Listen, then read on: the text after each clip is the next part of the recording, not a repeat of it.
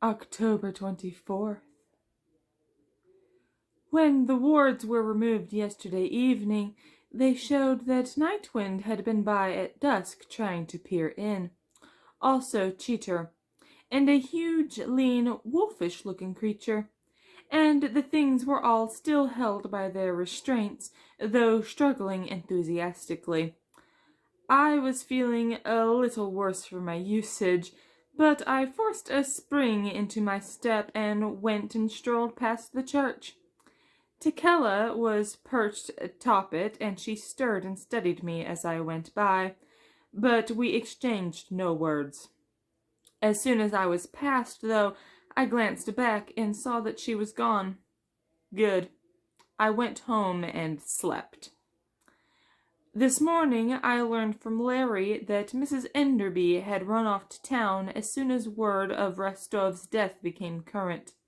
Later in the day, the great detective had shown up to view the remains and the premises. I brought Larry up to date on everything that had happened after I had left him, and he assured me that he had not been by the house last night. He told me that he intended to rescue Lynette, but that she was safe enough for now. If he freed her too early, there would be pursuit, both physical and non-physical. Now the power was rising strongly, and, more importantly, there would be time for the vicar to make other plans, jeopardizing some unknown innocent. The timing, he said, would be very important. Weakening the vicar this way, he decided, could well be his main part in things. I told him that I'd help any way I could. I rested a lot afterwards and visited with Greymalk. It began to rain late that night, a steady drizzle. Jack was in his laboratory, distilling essences or something like that. I had spoken with him last night, of course, between midnight and 1, keeping him current on all particulars of my adventures. "Isn't your association with Jill a little awkward this far along in the game?" I'd said, near to 1 o'clock. "Strictly professional," he had replied. "Besides, she's a good cook. What about you and the cat?" "We get along well," I'd said. "Any chance of you getting Jill to change her mind about opening?" "I don't think so," he'd answered. "She's not making you think about switching, is she?" "Of course not." "Well, if I may speak freely—" The clock struck 1 and I couldn't. I watched the darkened windows flood for a while, made my rounds, and slept some more. When all hell breaks loose in our vicinity, it does it with style. I was awakened by an enormous thunderclap, sounding as if it had occurred just overhead, and the brightness of the lightning stroke had been visible through my closed eyes. Suddenly, I was on my feet in the front hall, not certain how I had gotten there. Along with the echoes of the crash, however, my mind held memory of the sounds of breaking glass. The mirror had shattered. The things were slithering out. I began barking immediately. I heard an exclamation from the room where Jack worked, followed by the sound of some instrument or book being dropped. Then the door opened, and he was hurrying toward me. When he saw the slitherers, he called to me, "Snuff, find a container." And he returned to the laboratory, where I heard a cabinet opened. I looked about. I raced into the parlor, slitherers spreading like a slow tidal wave at my back. Upstairs, the thing in the steamer trunk began beating upon its confines with frantic exertion. I heard wood splinter as it struck, and there were rattles from the attic. Another flash created a moment of yellow day beyond the windows, and the thunderclap that came with it shook the house. There was nothing in the parlor in the way of a mirror, but on a side table near the door stood a partially empty bottle of port wine of the ruby variety. Recalling that this species cast a spell within the bottle, I reared and pushed it off the table with my paw so that it fell upon the rug rather than the floor's wood. It did not shatter, and the cork remained in its place. There came another flash and another crash. The things upstairs continued their noisy activity, with indication that at least the inhabitant of the steamer trunk had gotten free. A glance hallward showed me the steady, continuous exodus of the things from the mirror. I heard Jack's footfalls. An uncanny glow began to fill the room and the hall, and it did not seem entirely attributable to the internal incandescence of the slitherers. Rolling the bottle hallward, I saw Jack standing at the hall's far end, a wand in his hand. It was the no-nonsense wand he had used to transfer the slitherers from mirror to mirror earlier, not the powerful game artifact, the closing wand, which was also in his possession. While he is master of the knife, or vice versa, the knife is not technically a game tool. Though it may be used as a part of the game, the knife is the embodiment of his curse, as well as a special source of power. He saw me, and he saw the bottle at the same time that I saw him. Jack raised the wand and used it to part the flowing mass which separated us. Then he came forward, and it slithered closed behind him as he advanced. Coming up beside me, he picked up the bottle then, held it in his left hand, and uncorked it with his teeth. There came another thunder roll, and the eerie lightning assumed a definite greenish cast, giving Jack a corpse-like appearance. There was a scrambling sound overhead, and the yellow-eyed thing from the steamer trunk bounded down the stair, cracking the banister as it came. "Deal with it, Snuff," Jack cried. "I can't." And he turned his attention and his wand upon the things from the mirror, compelling the nearest to enter the bottle. I gathered myself and sprang across the floor of slitherers, moving to the foot of the stair, my lips curled back and my hair bristling as the thing came down. Too bad its neck was so short. I knew I was going to have to tear out its throat. The green light hung about it, and the rain sounded like thrown gravel against the roof and windows. The thing spread its arms, ending in very nasty talons, very wide, and I knew that I had to move immediately, in and out, and accomplish in a matter of seconds if I were to emerge relatively unscathed, which I would need to be to help to deal with the sequel, which even now I could hear scrambling down the attic stair. The lightning flashed again. I roared to the accompaniment of thunder as I launched myself at an awkward angle. I struck the wall on my way down, for the thing's arm struck me after my jaws had closed like a trap, and I'd applied torque with my entire body, crunching and tearing away at its gullet before I let go to drop back.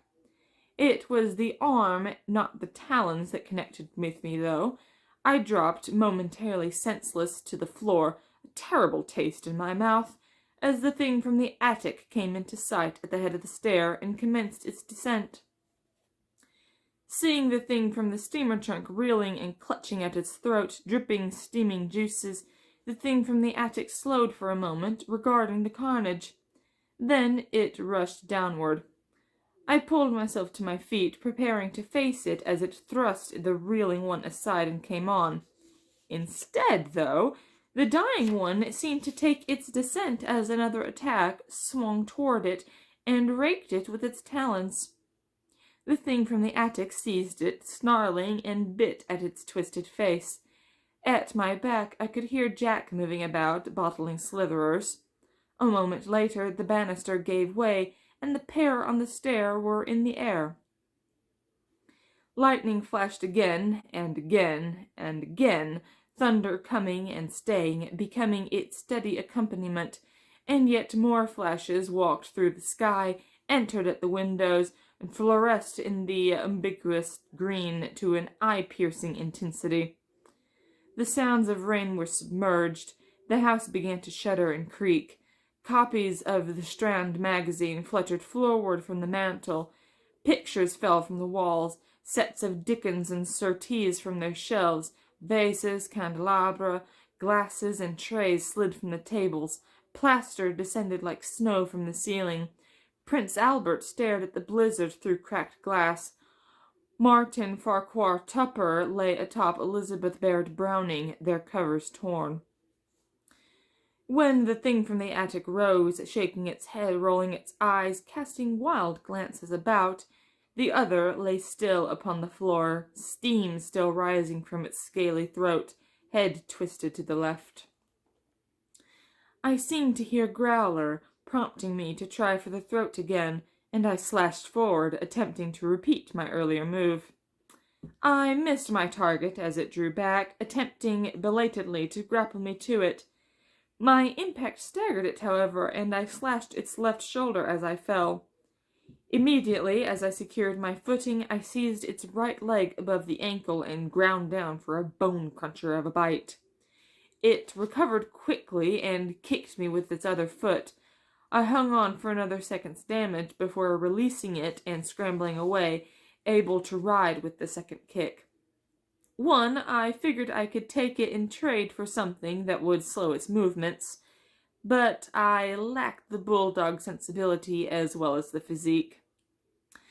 The lightning and thunder had continued steadily the entire while, the thunder now having achieved the state of a continuous roaring, as of a tornado singing its deep-throated song about the house, and the intensity of the light had us moving through a tableau of green and black, where tiny sparks now danced upon the surfaces of everything metallic, and all of my hair was on end for reasons other than the stimulus of combat. It was obvious now that this was no normal storm, but a manifestation of magical attack. I tried for the thing's other ankle and missed. Turning, I slashed at that arm which swung at me. I missed that too, but it missed me also. I darted away, growling, roared, and fainted to its right. It put weight on the injured ankle to reach after me, and went off balance, struggled to recover. I was behind it immediately, passing on that side and worrying the ankle again from the rear.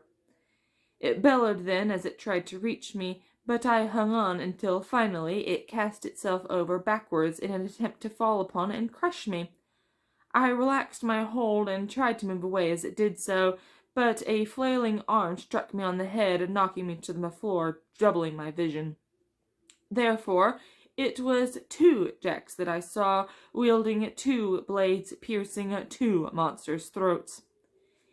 Even as I crawled out from beneath the attic thing's outflung arm, the basement door crashed open, and in several quick bounds the thing from the circle was upon me. "Now, hound, I eat you," it said. I shook my head, trying to clear it. "Snuff, get back," Jack told me, turning toward it. Zip! The starlight danced upon the blade in his hand, and I needed no further persuasion. I crawled toward the farther end of the now slitherless hall, passing a quart bottle of port and spirits as I went. Pieces of mirror gave back green dogs with jagged edges. Zip! I watched as Jack finished his business, ready in case he required assistance. Grateful he did not. Plaster continued to rain down. Everything loose was on the floor. The thunder and the light and the house's shuttering had almost become a part of the environment. I suppose that if you live with it long enough, there might come a time when you stopped noticing. I didn't really want to wait and see. As I watched the thing from the circle finally fall, following a masterful upstroke, I turned my stronger emotions toward the perpetrator of the onslaught which had caused their release. It was more than merely annoying, having had to put up with them all these weeks, and then to lose them this way before they could fulfill their function. Under the proper constraints, they had been intended as the bodyguard for a retreat, should one be necessary, following the events of the final night, after which they would have had their freedom in some isolated locale, obtaining the opportunity to add to the world's folklore of a darker nature. Now ruined the buffer plan. They weren't essential, but they might have proved useful should we have had to exit pursued by furies. When the business was done, Jack traced pentagrams with his blade, calling upon the powers that would cleanse the place. With the first one, the green glow faded. With the second, the house stopped its shuddering. With the third, the thunder and lightning went away. With the fourth, the rain ceased. "Good show, Snuff," he said then. There came a knocking on the back door. We both headed in that direction, the blade vanishing and Jack's hair and clothing getting rearranged along the way. He opened the door. Jill and Greymock stood before us. "Are you all right?" Jill asked. Jack smiled, nodded, and stepped aside. "Won't you come in?" he said. They did, though not before I'd noticed that it seemed perfectly dry outside. "I'll invite you into the parlor," Jack said, "if you don't mind stepping over a few dismembered ogres." "Never did before," the lady answered, and he led her in that direction. The parlor floor was full of what had been on the shelves, the tables, the mantelpiece, and everything was powdered with plaster. Jack raised the sofa cushions one by one, punching each and turning it upside down before replacing it. She took the seat he offered her, which afforded a view of the broken mirror and slashed demonic carcasses sprawled in the hall. The clock chimed 11:45. "I'll have to offer you sherry," Jack said. "The port's gone bad." Sherry will be fine."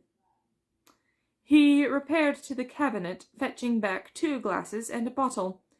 After he had poured a pair and given her one, he raised the other and looked at her over it. "What prompts your visit?" he asked. "I hadn't seen you in over an hour," she replied, taking a small sip of sherry. "This is true," he answered, sipping his own. "But it is often that way with us. Every day, in fact. Still." "I refer to your house as well as your person. I heard a small sound earlier, as of the tinkling of a crystal bell from this direction. When I looked this way, I saw nothing but a well of impenetrable darkness." "Ah, the old crystal ball effect," he mused. "Haven't seen that one since Alexandria. So you didn't hear any thunder, see any lightning?" "Not at all."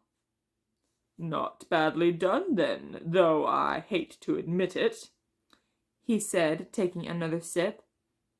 "Was it the vicar?" "I'd guess.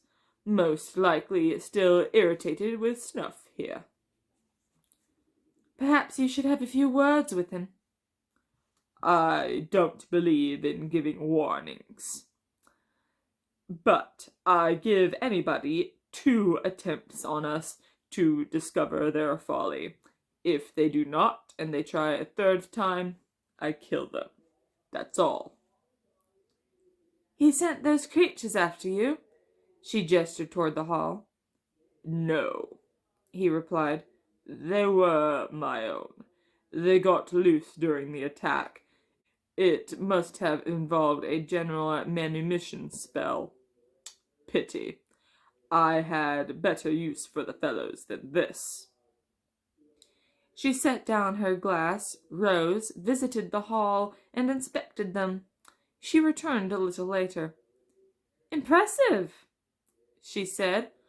"What they are, and what got done to them." She seated herself again. "What I'm wondering most, though, is what you're going to do with them now."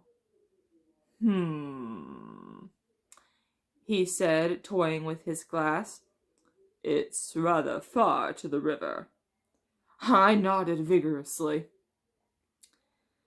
I suppose I could just stow them in the basement, throw a piece of canvas over them, or something like that. They might start to smell pretty bad. They already smell pretty bad. True, but it would be awkward if they were discovered on the premises, and when they start to decompose, it might lead some official this way. Conceded. I suppose I could just dig a big hole somewhere and bury them. You wouldn't want to do it around here, and they look too husky to lug far. You've a point there. Have you any ideas? No, she said, sipping her sherry. I barked once, and they looked at me. I glanced at the clock. It was approaching midnight. I think Snuff has a suggestion, she said. I nodded. He'll have to wait a few minutes.